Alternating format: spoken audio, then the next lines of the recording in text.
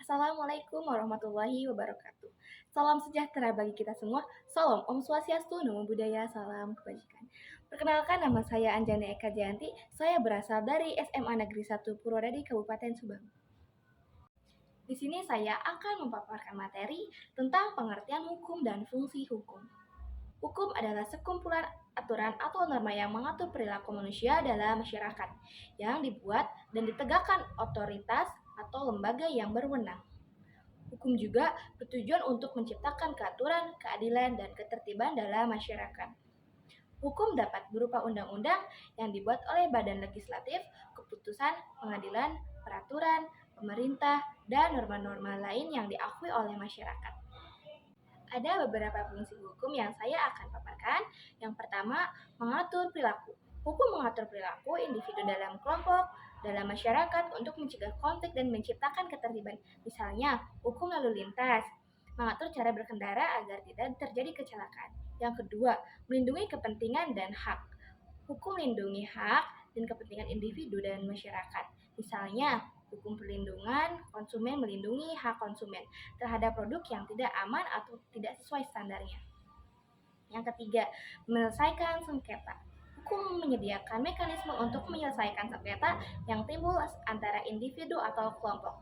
Misalnya, pengertian tindakan sebagai pihak netral untuk menyelesaikan sengketa perdata atau pidana. Yang keempat, mewujudkan keadilan. Hukum bertujuan untuk mewujudkan keadilan sosial dengan memberikan perlakuan adil dan setara kepada semua orang tanpa diskriminasi. Misalnya, Undang-Undang Anti Diskriminasi berusaha untuk mencegah diskriminasi berdasarkan ras, jenis kelamin, agama, atau faktor lain. Yang kelima, menegakkan ketertiban dan keamanan. Hukum ini berfungsi untuk menjaga ketertiban dan keamanan dalam masyarakat. Misalnya, hukum pidana menindak perilaku kejahatan untuk mencegah dan mengurangi kejahatan. Tiga pengertian hukum menurut para ahli yaitu Surjono Sukanto, Mukhtar Kusuma Atmadja, yang ketiga Jimli Ashidki.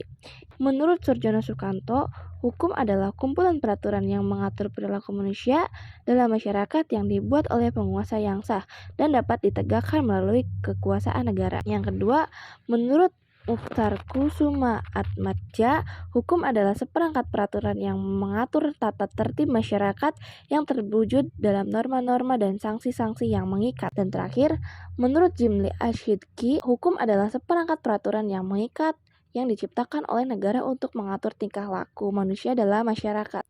Contoh penerapan hukum dalam kehidupan sehari-hari yaitu yang pertama lalu lintas, penerapan aturan lalu lintas seperti batas kecepatan, lampu lalu lintas, dan peraturan lainnya untuk menjaga ketertiban dan keselamatan di jalan raya.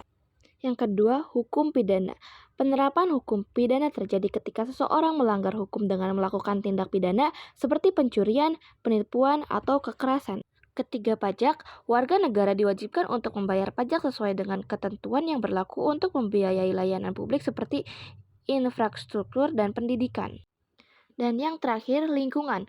Hukum lingkungan mengatur tentang perlindungan dan pengelolaan lingkungan hidup. Misalnya, dilarang membuang sampah sembarangan atau melakukan pembakaran hutan. Dengan pemahaman tentang pengertian dan fungsi hukum, kita dapat melihat betapa pentingnya hukum dalam kehidupan sehari-hari dan bagaimana hukum mempengaruhi berbagai aspek kehidupan di masyarakat.